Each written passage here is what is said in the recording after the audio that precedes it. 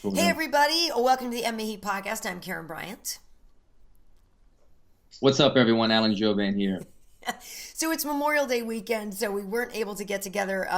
Did you have a good weekend? I know you were just finishing watching Game 7. I don't know if you were rooting for Golden State or for Houston.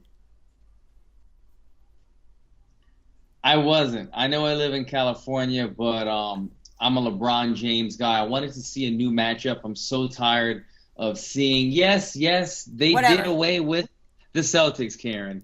But yeah, I wanted to see a different matchup. This is I think it's the fourth time that LeBron James will be playing the Warriors in the finals, and I wanted to see something else. But whatever, the two best teams made it. I guess, I'm from Boston, so obviously I was rooting for the Celtics, but whatever. Whatever. But say, listen, I was on the air yesterday when, for the post-fight show for Till versus Wonderboy. So some people already heard what I thought, but I'll get into it again. But let me start with you. What did you think of the decision? Did you agree with it? What did you think of the fight? Did not agree with the decision, Karyn. Right away, I did not agree with the decision. I scored the fight. I had the fight. There were close rounds. I will say this. There were some rounds where I had to really go back and think, why am I scoring it and how am I scoring it? It wasn't a dead giveaway, obviously. Yeah. But I had it in favor of Wonderboy 3-2. I thought that the only obvious round that Till took was the fifth round, Right. which he got the knockdown. The fifth round was the only round that he seemed that it was definitely in his favor. Even the other round that I gave him, it might have been 2 or 3, or maybe it was, I can't remember what number it was, but the other round that I gave him wasn't even, I still could have gone either way with it. Right. But knocking down Wonderboy, I definitely gave it to Till, but it was not a 10-8 round, obviously, still a 10-9 round. Other than that, I thought Wonderboy did enough. Wonderboy backed up a lot of the fight, but we know that's his style. So we know that he wasn't thrown off of his game, so to speak. This is his style of fighting. So once you have a familiarity with the fighter and their style and their counter ability, which he does very well, and he did very well in the fight, you have to score him for that. And he did what he always does. He couldn't do it as well because Till is a very big, imposing guy who is fantastic at cutting off the ring and applying pressure. But Wonderboy not only, I feel, won the fight, but he outstruck Till. And we can get into this as well. I've been seeing the numbers, people that are against what I'm saying, and I know you and Michael and Mike and everybody else at the desk scored it pretty much close the same way as me that thought that Wonderboy had it. And a lot of other people that just want to argue have been showing the stats. Let me tell you guys, we can get into this. I don't know who's doing the stats. The stats are wrong in this one. The stats are wrong. Okay, watching the fight, there is no way that Till struck Wonderboy more times than Wonderboy struck him. I would maybe see now and then a jab from Till. The overhand in the fifth round definitely landed, and the oblique kicks landed. But to say that he was averaging 35 significant strikes on Wonderboy per round is ludicrous. It wasn't. The only combos that I really saw throughout the fight was Wonderboy countering with 2 or 3 shots now and then. Also, like in the third round, Wonderboy landed a big overhand.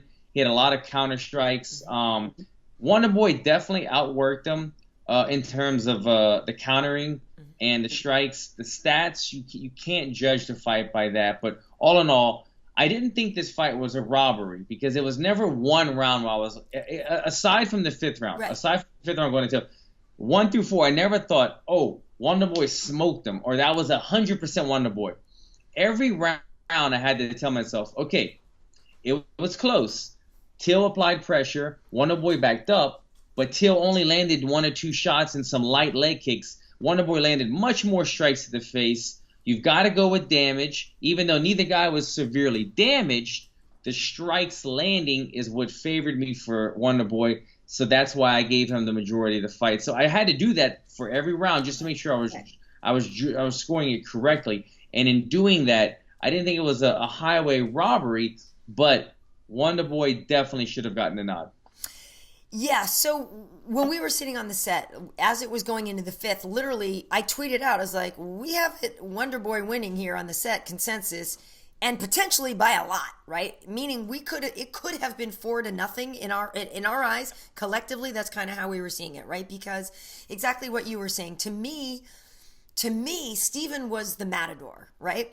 To me, I saw a fight where Darren chased around Steven a lot and tried to land some stuff, and on the 5th round, clearly Darren's round. But all the other times, I saw it as, maybe Darren was backing Steven up, and maybe Steven was behind the line, and his back appeared to be on the fence. But when you really looked at him and read his body language, he was the matador, right? So his back appears to be against the fence, but it wasn't like he was getting wailed on there or anything. He was there to time something out, to strike, right? How many times did you see him strike right up the middle super fast and bang Darren's head back, right? Body shots, this, that, the other thing. To me, Steven landed much cleaner shots that had much more impact. Yes. And really, even though it looked like Darren was moving forward, and I understand that maybe they gave him cage control, in my mind, he was moving forward because Steven was waving the red flag. You know what I mean? Mm-hmm. He's the bull, the whatever. Darren's the bull, and he's the matador. That's what it looked like to me. And then Steven would strike when he needed to strike. So everything that he threw to me seemed cleaner. And I do remember thinking in the 3rd round that Darren upped his aggression some because, it was very much of a tit-for-tat type of thing in a lot of ways early on.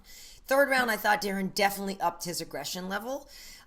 So I guess, in my mind, maybe it was like 3-5 for Darren. At worst, if I was giving it a 3-2 fight. But I never saw it in Darren's favor other than the 5th round. It was always so close to me. And I never really saw him damage Steven more than in that 5th round. So it's really strange because while we were sitting there in the set, like, granted, I mean, I'm there and I'm with, Bisping, Chiesa, and Jimmy Smith, and all of us were like, I don't know. After every round, we're like, geez, that was close. But we were all like, it was close, but I think it's Steven's. And so it's weird. Like, I and then it was, I'm not trying to kick the guy when he's down. I mean, when he's up, is what I said on the air. I'm not trying to really, rain on Darren's parade. It was an incredible thing for him to win there in Liverpool and all that. But it was like, it wasn't decisive enough for me, and I really thought Steven won. It is what it is. It wasn't decisive at all in Darren's favor. It was much more decisive in Steven's favor. And the cloud, just like when you get popped for steroids, there's always that question, that thing by your name. Just like when you miss weight, there should always be that thing next to your name next to the win. When you miss weight and then you are awarded a victory that you really didn't earn, it really is unfair for Stephen Thompson. He fought a good fight. He did a really good job of staying out of trouble. The thing about at home, am I breaking up? You're getting a little bit pixelated here. I'm not sure why. You hear me?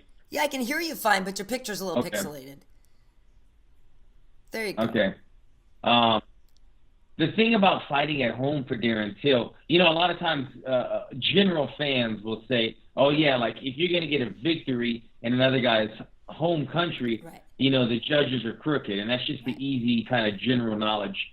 Well, I'm not saying that some fights aren't crooked, but when you get into details, the thing about fighting in someone's home is they're influenced by the crowd, okay? Sure. And every time Darren would throw a punch, Darren throws a big kind of like looping left hand, and his postures with it and everything. Mm-hmm. And it looks dramatic. Totally. But it wasn't landing. It was hitting Steven's guard, or he was slipping out of the way, and the crowd would still erupt. And for those people that don't know, that are watching this, there's usually 3 judges, and they're not always in the great angle, because one judge is seeing the front of Darren Till, the other judge is seeing the side, the other judge is seeing the back of Darren Till. So 1 or 2 of those judges don't have a clear picture of what's really happening. And when you don't have a clear picture of what's happening, but you see somebody posture with intensity and the crowd erupts, the hometown judge has been scored, oh, that was a big moment. That was another big moment. And that's what ended up happening in my eyes during this fight. There were a lot of big moments from Till and the crowd erupting, but they weren't landing. Wonderboy was getting out of the way, at the end of the round, the judges were remembering these big moments and scoring it for Till, but they did not land. Till is a heavy hitter, a power puncher, and if those were landing, Steven would have went down like he did in the fifth when one did land cleanly. So all these other early shots that supposedly landed, significant strikes that landed cleanly, he didn't have a mark on his face. He didn't go down. They weren't landing. They were grazing. The crowd erupted. I had to turn the volume down on the TV because it was distracting because I was so honed into this fight. I was like, I really need to watch this fight unbiased and see what's happening with the momentum, the pace, who's striking, who's landing. Again, it all went back to what we're saying. Dan did not land enough. Steven landed more, and he was really the matador, as you said, in this fight, and should have gotten the victory. Yeah, I agree. I know you did get a little pixelated there, but all your audio was okay. But I'm wondering if we'll keep powering on here. But yeah, certainly the crowd plays a big part of it. And if anything, the fact that, and we can touch on this fight a little bit in a minute, but the fact that somebody gave Jason Knight all 3 rounds in the fight with Makwan Amirkhani, round 1 was totally Jason Knight's. But Makwan won 2 and 3. The fact that somebody saw it 3-0 Jason should let you know that some of those judges really just don't know what's happening. They just don't. I mean, that was a great fight. But so, yeah, my issue is with the influence that the crowd can have, like you said, over a judge who didn't really see the shot, but wow, it sounded like it landed. Maybe that was significant. And even if you looked at Big John McCarthy's Twitter at all, he definitely thought Steven won. So many people thought Steven won. But John was even saying, he's like, yeah, it's a real shame that people who are judging these fights don't understand what effective striking is, don't understand that quote unquote cage control doesn't really mean anything if you're not doing anything, right? You're actually not, it looks like you're leading the dance, but you're not doing anything with it. Steven, and maybe that's because we're more well-versed in how Steven fights, right? And we know that Steven scores a lot of things on counters, and we know that he's a timing guy and that kind of thing. But I just really felt like they didn't understand what was happening in the fight and who was really landing the bigger, cleaner shots. So it was frustrating. And again, like I find it strange that all of us in the studio were like, oh, Steven totally won. You know what I mean? And then especially, too, when they read the scores, and there was like a 48-47 or something, but then it was 49-46 times 2, and we were like, oh, okay, they understood. Yeah. But then when it was 49-46 times 2 for Darren, we were like, wait, what? Like, what? Where are the 4 rounds? Like, what 4 rounds did he win? Huh? Yeah. I don't get it. You're not going to please everybody, and you're always going to have backlash in your opinion, and that's what we do. We give our opinion. We give our professional opinion, and this is the career path that we took. But it does frustrate me. It does frustrate me, Karyn, when we give our opinion and we get that backlash and people want to have an uproar and say, you don't know what you're talking about and this and that. Let me speak directly to the people. People, let me tell you something. As Karyn said it, me and the other fighters who she worked the desk with, we know exactly what's happening, and we all scored it the same way. If you're not a fighter and you're a journalist or an analyst like Karyn or any of these other fighters or John Morgan or everybody else whose articles you are reading, they have not fought either, but they understand the sport. They've been watching the sport. They're educated in the sport. And let me tell you something.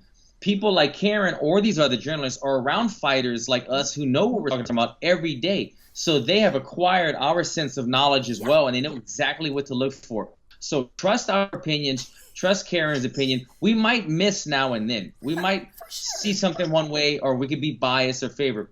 But when you have 5 or 6 people at a desk saying that this was the wrong decision, you shouldn't argue it. And I don't care if you throw some numbers at us. Yeah. The numbers were wrong. The numbers were wrong. He did not out significantly strike Wonderboy in that fight. Like you said, what is the significant strike? A toe touch with the front leg? That's not a significant strike to me. Yeah, I mean, and Darren did some great damage if you saw on the back of Steven's left thigh, I guess it was, right? That had a good-sized welt on it and everything. Darren is a charismatic guy, and obviously he's a guy that has a groundswell of support, and I'm really excited to see what he does in the future. I just don't think he won last night. Also, again, there is that asterisk. you gotta make weight. You gotta make weight. And the thing that bums me By out a is, lot. Meatball Molly McCann, also on the same card, also from Liverpool. She missed weight. She lost her fight. She's literally the first one this year out of the people who missed weight and fought who lost. The record is 7-1 that overweight fighters have won their fights. And I know we got into it before with Mackenzie and, Dominic thinking that was a very calculated cheat. I know Darren talked about some family things and family emergencies. I'm not going to sit here and say that he's cheating. I'm not going to say that. But I am going to say you got one job and you got to show up on weight. And, it's your job. So it's hard for me to get excited about what I saw when I know he'll get rewarded for a questionable decision and B, not making weight. And this isn't the first time, correct? Didn't Darren I think he miss missed weight? once by like 5 pounds. Right, he missed. I'm earlier not in 100% sure, but I'm pretty sure earlier on he has missed before. He's a big Me, dude. I think I remember seeing that early in one or two fights into his UFC career, he had missed weight once before. He missed by 3.5 pounds, as we know this time. Yep. This is what sets up the question marks next to his name because when Darren Till, if Darren Till does earn that title shot, can we put an entire event on his back when he has to make 70 even? And then all of a sudden he doesn't make 170 and we don't have a title on the line. Right. So these are the kind of question marks. I did like the fact that he kind of said, I'm not ready for a title shot. Good, but thank then you, Right, I like the fact that he said that, but then it kind of set up his huffing and puffing that he was going to run the division. Right. Let me tell you something. Right.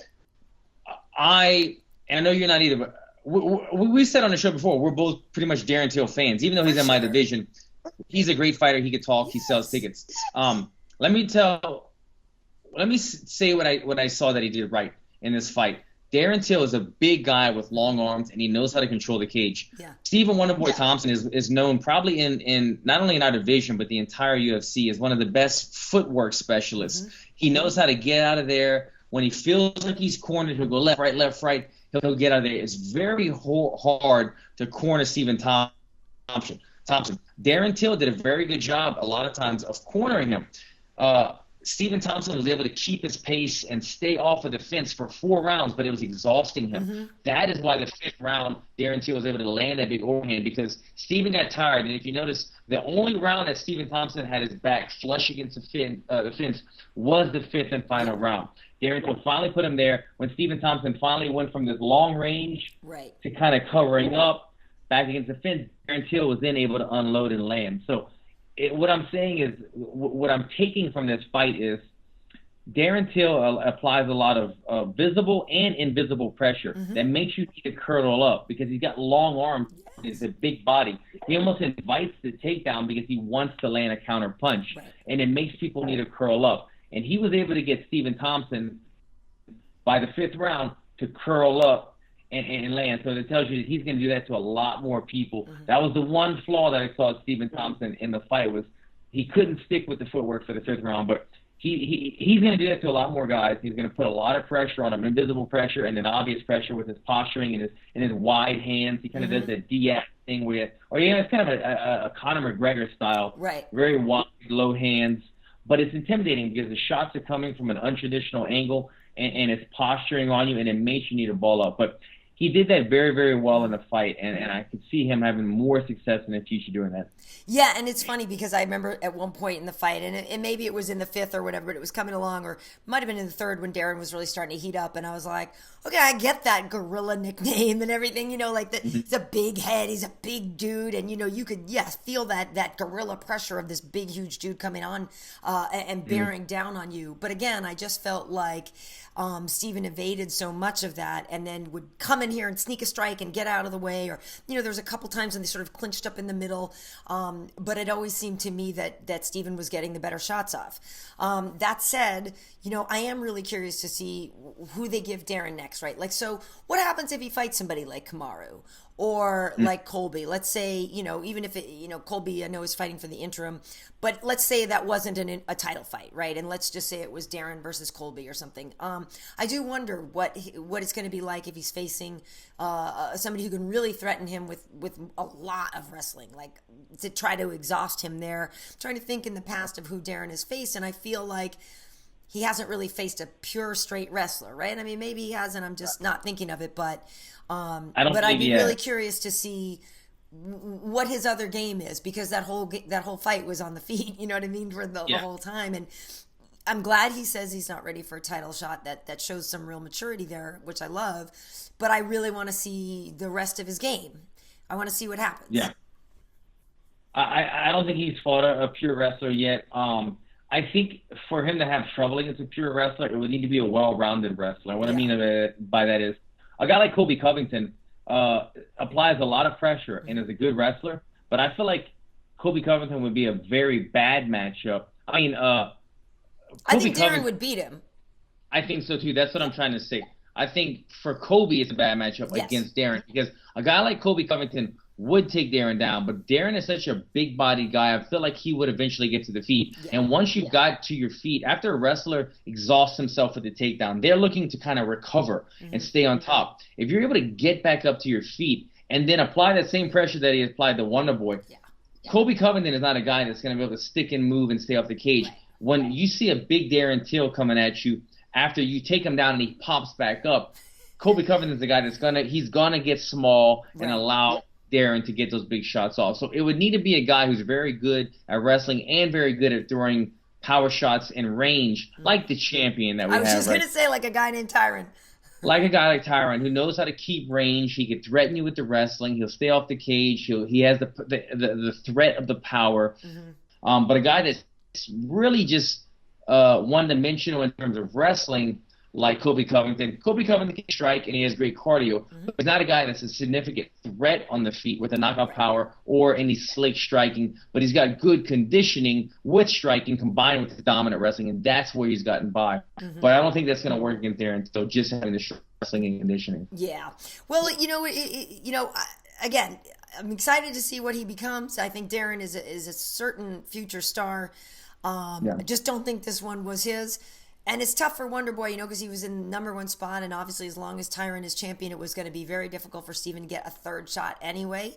So, now we got to see what shakes out and what happens between RDA and Colby and how this line all kind of shifts around. But just thought that was a tough break for Steven. And, we were joking on the set after he did his post-fight interview with Megan. And, Steven's so polite. He's such a nice guy and everything. He was talking, I got to check my knee because maybe it got a little hurt. But, we were joking. We were like, I think we're more upset about this than he is. And maybe now, like, when he had time to think about it, he's more frustrated. But, I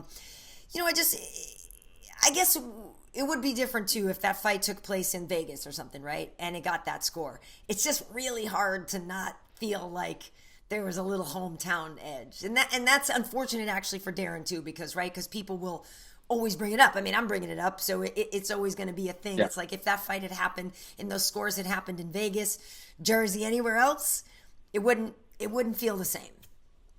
You're right. It was a hometown thing, and it was the missing weight, and those two things are gonna stick with him. But the weight was something he can control. The venue maybe not, or the scoring maybe not, but the weight was in his hands. If he'd have made weight, we might not be barking at him so much today. We would still be saying I disagree, but you say, you know what? But look what he did against Thompson. But when you miss weight and the scores were just totally off like that, it adds more pressure onto him. Yeah, for sure. Well, I did mention, though, also the other fight for me that was a standout was Makwan Amirkhani and Jason Knight.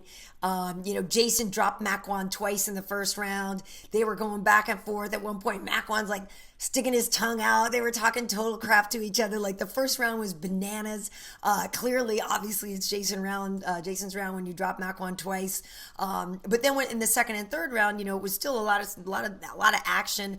But I definitely thought it was rounds 2 and 3 went to Makwan. But I don't know if you heard, like, in the second round, Jason's in there fighting. He's like, your chin's weak, boy, and all this stuff. And, like, I'm freaking out. I'm like, oh, my God. Like, I love how, he's Mississippi mean. He's Hick Diaz. Like, he totally lived up to that.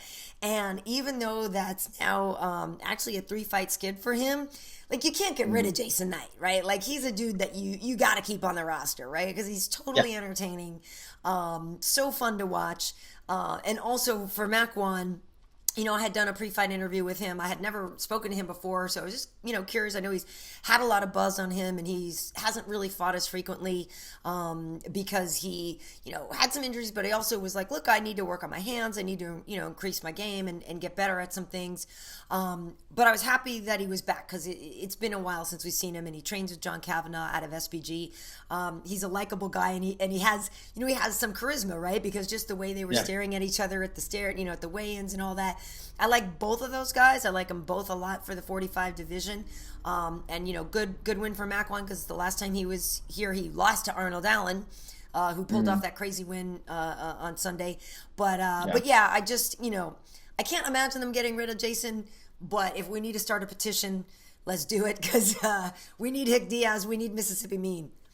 It would be a big loss. Yeah. Both guys, as you said it, they both bring intensity. They both talk a little bit trash. They both fight intensity. It was very good. Knight just happens to be on a bit of a skid right now. Yeah. The thing in that fight that bugged me is Jason Knight is such a very good fighter and a technical fighter, but he's making the wrong decisions in the second and third round, as you mentioned. Right. He's playing too much of a jiu-jitsu game. Yes. You can't sit there. It reminded me before I was in the UFC and the RFA, I fought for the title against Mike Rhodes in a 5-round fight, and he took me down for 5 rounds, and I kept playing jiu-jitsu, and I never had that wrestling coach in my ear saying, get up, just get up.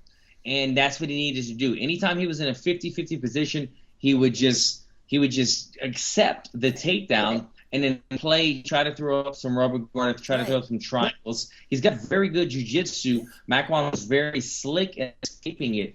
But a submission attempt does not score. You have to get up. And he needed to have his corner telling him, get up, make that change. I don't know if they gave them that advice or not, but it's just one thing in this game he needs to change. Just get up. If the submission is there, take it. If it's not, don't hunt it over and over and over if you're losing the fight. If you're down on points, don't hunt the submission, get up and try to finish the fight on the feet. Yeah, and especially, too, there were times when he clearly really hurt Makwan. And, Makwan would either get dropped or, obviously rattled. And then he would go in for, jiu-jitsu. Dude, make it play back out on the feet. You're cracking him right now. And literally, that's the thing that Makwan said he took the time off to work on was his hands. And so, they are, that's a work in progress, right? But clearly, that was where he was weaker in this fight. So why wouldn't you have tried to keep it on the feet more? The guy's a wrestler. Makwan's a wrestler. That's what he did first. And, a lot. You know what I mean? He's the best wrestler in Finland or whatever, which maybe my Bible will say maybe there's only 5 wrestlers in Finland. I don't know. But the dude had how many, that's what he does. So why not try to beat him where he's weaker on the feet? That was a little bit, just didn't seem like you said, good coaching on that. The wrestling got him the win, or more so the lack of, I don't want to say lack of MMA knowledge. Knight's a great fighter, and I'm a fan. But the poor choice of decision by staying on the mat against a wrestler, hoping to get a Hail Mary submission, cost Knight the victory in that fight. Mm-hmm. Yeah, absolutely. Well, the rest of the card, there were some fun things. Like I said, Arnold Allen's submission there in the end was pretty cool. All in all, I think the fans in Liverpool had a good time. And all in all, I thought it was an entertaining card for the first time there. I got to say, though, Karyn, now that you mention it, I don't mean to keep giving it to Darren Till, but he promoted this fight as you've never seen, the Liverpool fan. No disrespect to Ireland and no disrespect to all these, but nobody. They seemed like they had a good time, but I don't think it was as off the chain as I thought it was going to be. How about you? I mean, just give me your honest opinion. Did it seem crazy over there? Or? It should have been crazier. I think literally there was a bit of an emotional hangover and probably a real liquor hangover from the fact that Liverpool lost the football game the day before. Right, yeah. And so had Liverpool beaten Real Madrid, I think it probably would have been totally bananas. But I feel like there was almost a sports hangover for a little while there where they were just not as crazy as they could have been. Because, I feel like Irish fans are still the most insane fans that I've ever seen. Yeah. It was a small arena as well. I saw the attendance was 8,000. Yeah. So, small arena. But sometimes small arenas are the loudest. So, but, it was only 8,000 people. And like you said, they lost the game the night before. But I just was expecting, by the way Darren Till talked about his people, Yeah. so passionately, that everybody was going to have like the Just Bleed painting on their chest, and it was going to be a bunch of like nutty freaking English guys. Right. But it seemed just like a normal American crowd to me. You know, it wasn't like anything special in my eyes. Just bleed. Let me bang, bro. Right, Exactly. right. Bunch Well, of those guys. yeah, totally. Well, so England was busy this weekend, though. On Friday night, Bellator 200 took place, too. And our buddy Gegard Mousasi won the title and took him, took Rafael Carvalho out in one round, got the ground and pound, got the finish there. It's interesting because watching this, anybody who knows me has known, Gegard's been our buddy here at MMA for like 10 years, whatever. We've known him a really long time. So was really looking forward to him finally getting this title shot. And, that was really part of the reason he went to Bellator, because the line in the UFC to try to get a title shot is so much less clear. And, the middleweight division is very good, and he had fought some great people, but it wasn't a clear path to a title shot for him. And his old, Strikeforce boss, Scott Coker, was much more explicit, and you can have a path to the title. You're going to make gobs of money. It was a good move for Gegard. But it was so funny because as they're walking out, I see Rafael Carvalho walking out, and I'm like, saying, no, wait, I'm like, dude looks just defeated to me already, right? He just looked, he looked so mellow and so whatever, like his face, he didn't have a champion swagger to me, right? It was sort of strange, and I thought, like, he just seemed kind of defeated already. I wanted to see better body language from him. And then Wade brought up a good point. He's like, yeah, but look at Gegard. He's like, and we always joke, we're like, yeah, Gegard looks like he's like in line at the grocery store. You know what I mean? When they're reading his name, but it's like, and maybe I'm just used to seeing it from Gegard, so like that doesn't register to me as strange body language. And looking at Rafael, it did. But I just thought the guy seemed so defeated before they even started. And I remember I had, texted with Gegard. I said, hey, congratulations. And, congrats and all this stuff. And, he just looked like he was ready to lose type thing or something like that. He goes, and he wrote back. He's like, yeah, I saw it. He goes, the eyes never lie. He said, I saw it like right away that he was done. He just didn't want any part of it. I didn't notice that. I didn't watch the walkouts. I did watch the fight. I didn't watch the walkouts, but you probably got a good point, because I did see the fight, and he didn't have a chance in that fight. I mean, Gegard was all over him. He couldn't do much. Gegard was all over him. Yeah. Gegard had his way with him, put him away. I mean, it was one of his, and I don't mean this in a disrespectful way to his opponent, but it was one of his easier fights. And when you talk about workload, energy expended, punches thrown, it was one of his easier fights in his high level career as of lately.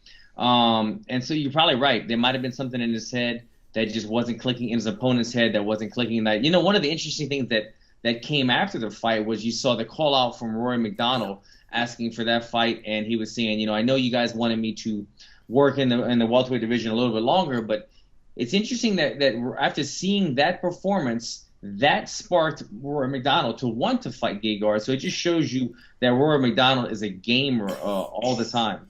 Yeah, absolutely. There was mention of that before this fight, and it was obviously like a little bit of a mention, but Gegard's got to win first before it becomes a real thing. So now, that could totally happen. I think Rory is a badass fighter, but I would give it to Gegard there again in that fight. Like, he looked really strong, I thought.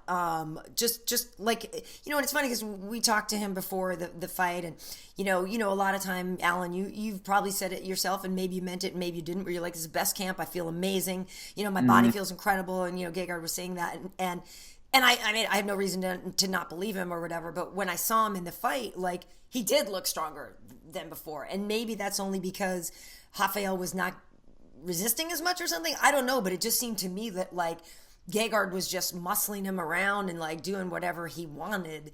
And I'm thinking, okay, Gegard used to fight at 205.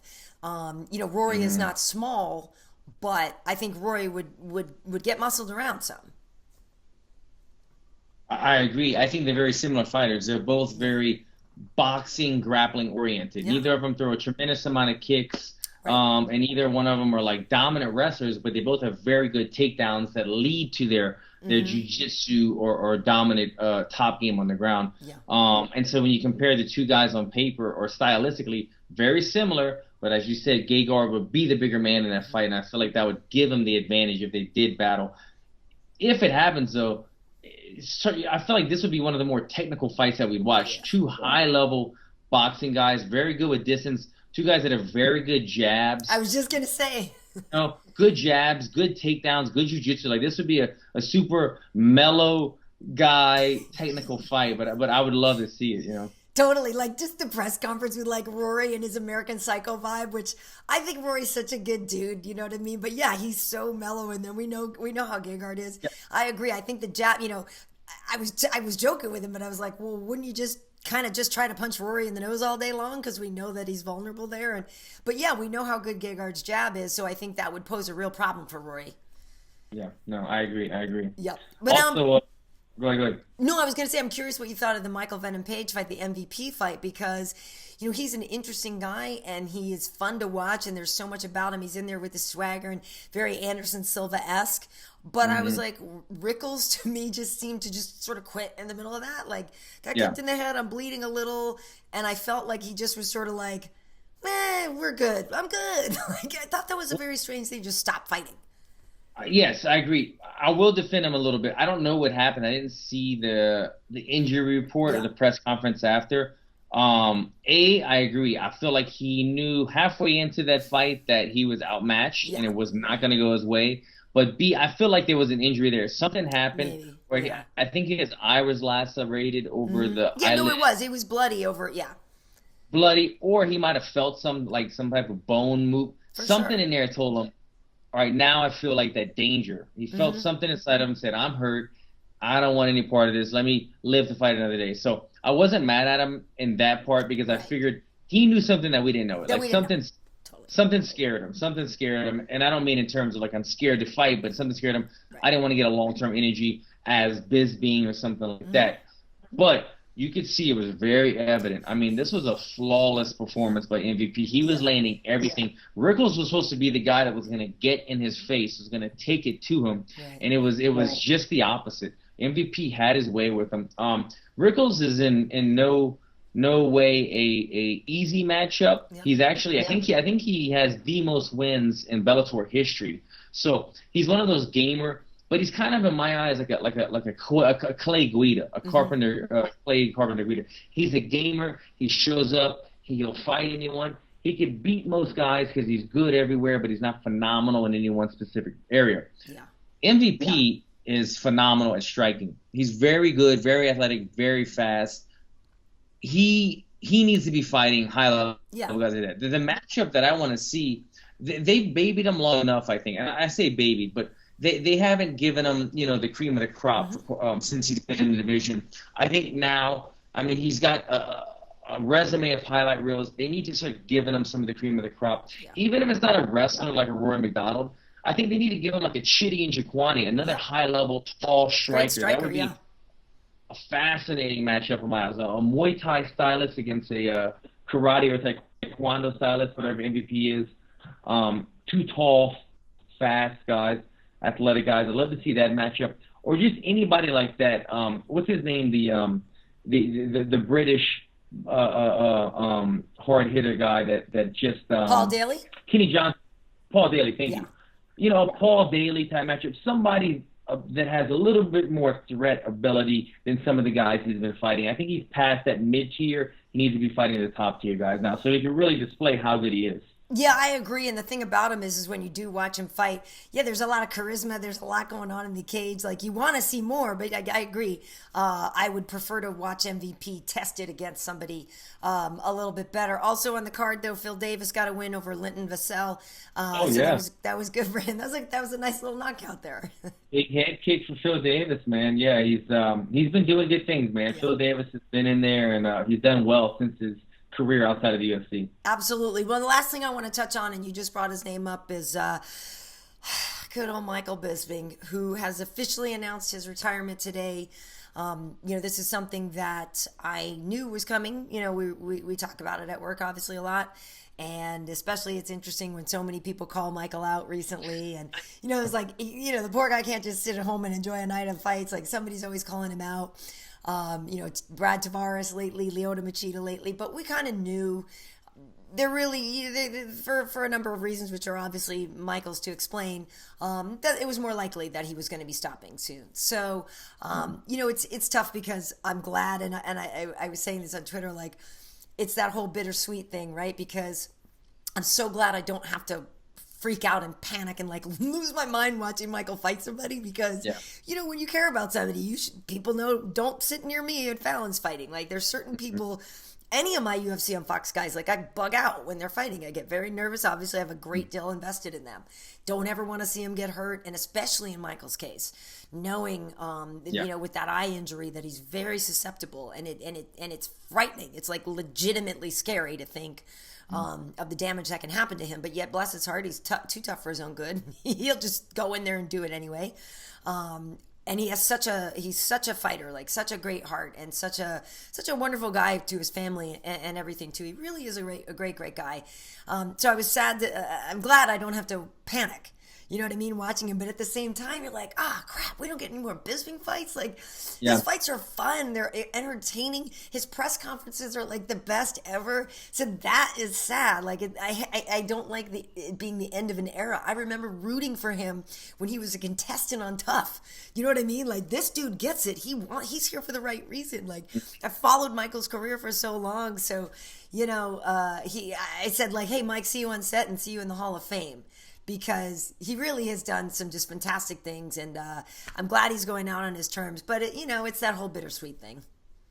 Yeah, I mean, who's gonna stir the pot now at these press conferences, Karyn? who's gonna give him those sound bites? The just off the cuff, careless sound bites, and that's what he was known for. He was an exciting fighter. He brought an intensity. He knew how to play the game. He knew how to talk to the reporters. He knew how to give sound bites. He knew how to sell fights. He was an entertaining fighter. He would take one for the team if the UFC needed a guy. He did all that stuff. I remember even before Michael was in this top 5 or championship belt type guy, years ago when he was still just kind of floating around the number 12 or 10 spot, he was still one of the highest earning fighters in the UFC. And it's because he fought so consistently. He had so many wins. He won the Ultimate Fighter. He went on and won numerous. He's still one of the top winning fighters in the UFC today. And his pay scale kept rising and rising, the bonuses. And I remember just having a lot of respect for him, thinking, wow, I've always known Michael was a tough guy. But I didn't know he was making millions of dollars already because of the amount of work that he did. He did like the Tony Ferguson way of win, get yourself to the top. That earned him the title shot that he ended up getting. That earned him the job at Fox that he has. So he's done a lot for his family. He deserves everything he has. And real quick, I'll just tell you my favorite Michael Bisping story. It's not really a funny one, but it's one that I really admired him from him. And I hate to say it was against Luke Rockhold, because Luke Rockhold's a guy, we're with the same print agency, Soul Models. And our agent that we share, me and Luke, Jason, was there at the fight. I was there. So I was just kind of watching the fight from both sides. I wasn't really rooting.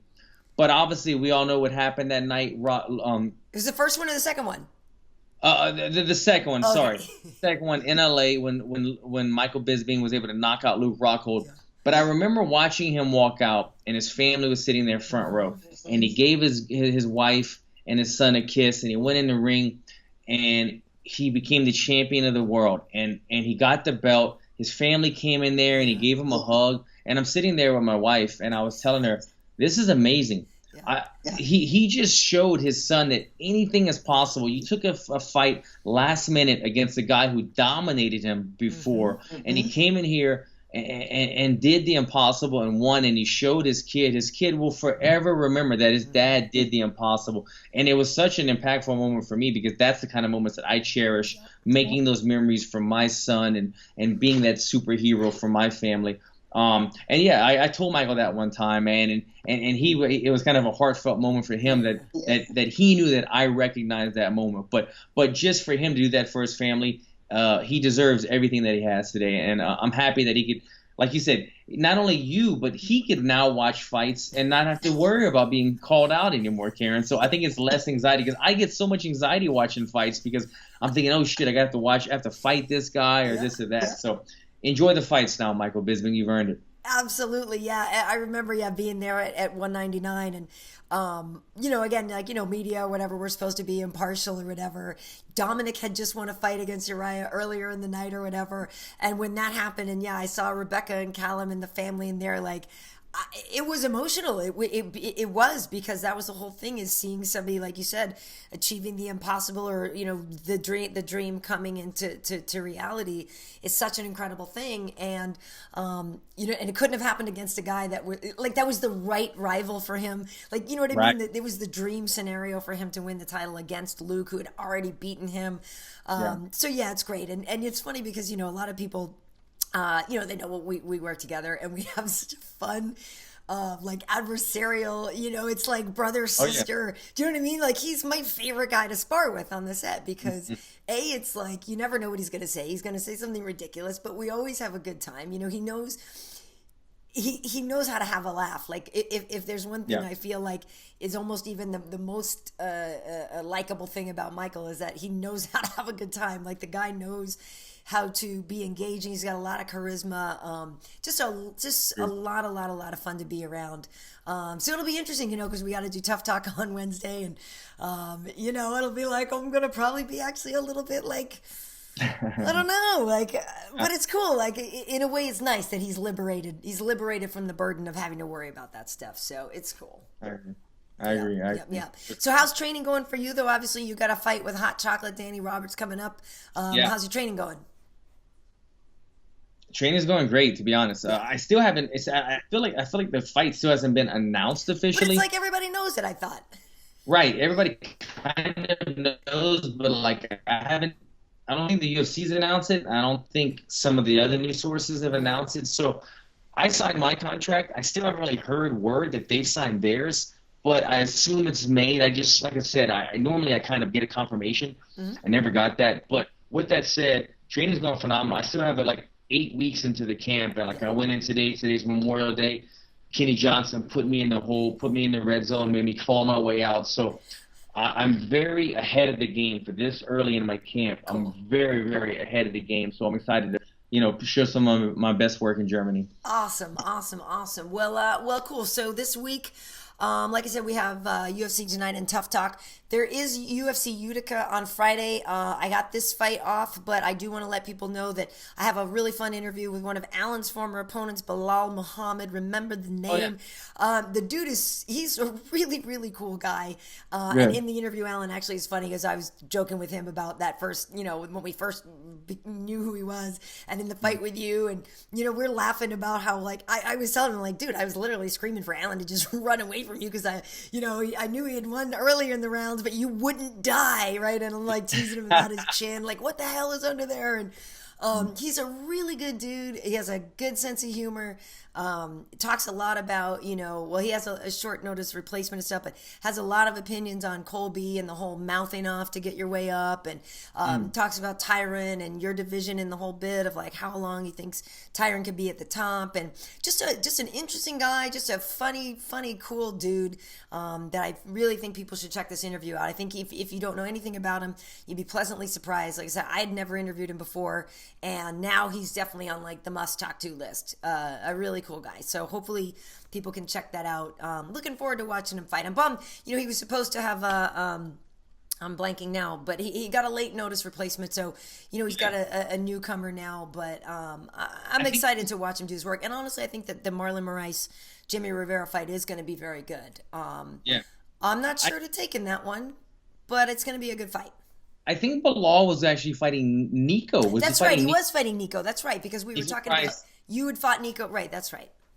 Nico got hurt, and so he's got a short replacement. But after you said all that, I'm going to have to go back and watch the interview, because, like I said, after me and Bilal fought, we were in the hospital together. It was like a rocky moment. We were in the hospital together, and we weren't saying nothing. My hand was broken in pieces. I was in so much pain. He was getting stitched up, but we were shoulder to shoulder, about 5 feet apart, but we weren't saying nothing. And then you texted me, said, congratulations. Yeah. I'm like, On what? On what, Karen? And you're like, on the bonus. And I'm like, it's official? And then I leaned over and said, yo, Bilal, congrats, man. We got the bonus. All of a sudden, I was like, what? What's up? Like, and that's what broke the ice in the hospital was the bonus. And then I haven't talked to him since then. So I'm glad to hear he's a good guy. He seems like a likable guy. So I'll check out the interview as well. Yeah, the 50 G's will make instant friends, won't it? Yeah, it kind of breaks the ice. Takes down the barrier.